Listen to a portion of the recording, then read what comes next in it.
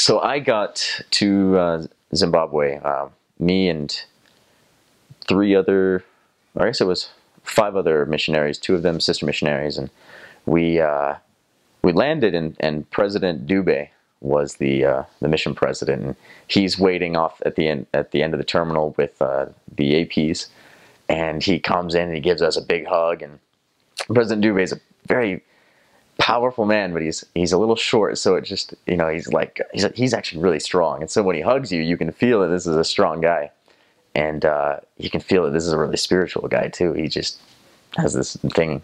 I don't know what it is, but it was cool getting there. And then my instantly, these five people that I had been assigned with, that I had two good close weeks with them in the MTC, they all got assigned somewhere, and then I had to wait a couple of days to go fly to Malawi, because that's where I was being assigned to. President Dube had pulled each of us in, and he told us where we're going and who we're going to be companions with. He tried to get me to learn how to pronounce my first companion's name. It was Elder Ngube, and I sat there, and I was my tongue was not ready for that yet, so it took me a little while. But my first day I was in a companionship threesome with the zone leaders, because I was waiting for them to take me to the airport the next day. And so instantly, like first thing, they took me to a lesson, and they sat me down, and it was just me, Elder Smoot, me and Elder Manyai, and these like a group of people that had just, it amazed me, because all these people saw the missionaries and they're like, okay, everybody stop working, come on, we're gonna come here and listen. So I'm sitting there, and all this attention is on us. They're sitting there and looking at us, and they've got their pamphlets or their scriptures, and they're looking at us with like really happy faces, and I'm going, wow, this is unique, because I went and worked with the missionaries in North Carolina, but it was never like that.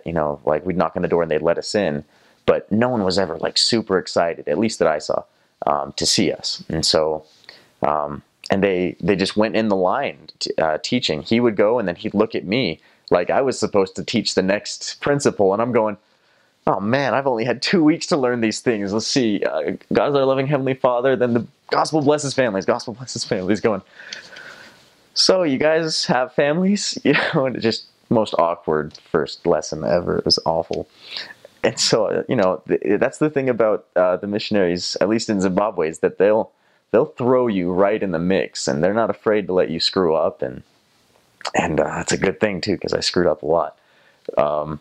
But at the end, the people that were there could tell I was so nervous that when we finished, they looked at me and they're like, Elder, oh yeah, they couldn't say that name, Elder Ski.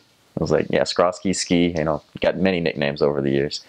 But they're like, here, we want you to have something. And they ran this souvenir shop. And so they picked up this massive stone sculpture. And they were like, we want you to have this as a gift. I'm like, no, I can't accept that. No. And they're like, no, take it. We want you to have it. And normally, they sell this thing for like 30 or 40 bucks at least. And they just want me to take it. And I'm going, no, I can't do that. And so I look down, and there's this row of smaller things, and there's this little stone turtle. And I went, here, can I have this instead? And they look and they go, yeah, you can have that instead. We want you to take this big thing, but yes, you can have that. So, I was like, okay, thank you. And I was flattered. And for the rest of my mission, I had that little stone turtle on my desk. And I just went, what an interesting first lesson. Man, oh man. And on the way back, the zone leaders, of course, were going, man, you should have taken it. That would have been awesome. You never could have gotten it home, but it would have been awesome. But yeah, so first week is really strange. It caught me completely off guard. Especially then, they sent me to Malawi, and everything that I had learned in 2 days in Zimbabwe completely thrown out the window when I went to Malawi. I think the strangest thing that I had to get used to was being able to talk to people right off the street, and they would stop, and they would look at me, and they would smile, and they would want to know what I had to say. Not used to that. I'm more used to working with the missionaries doing that in North Carolina. We would stop people on the street if we could. Most of the time, they would just keep walking, or they would sometimes they would just say no, thank you. But frequently, you get insults or you get really angry looks. But these people in Malawi and Zimbabwe, you can say, "Excuse me, sir, I want to talk to you about the gospel," and they say, "Please tell me more."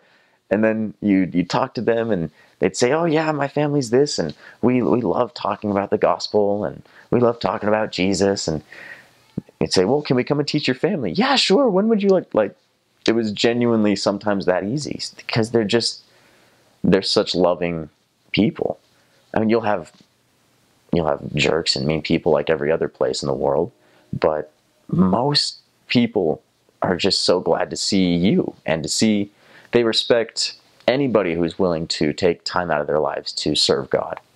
And that it was strange. It was very strange.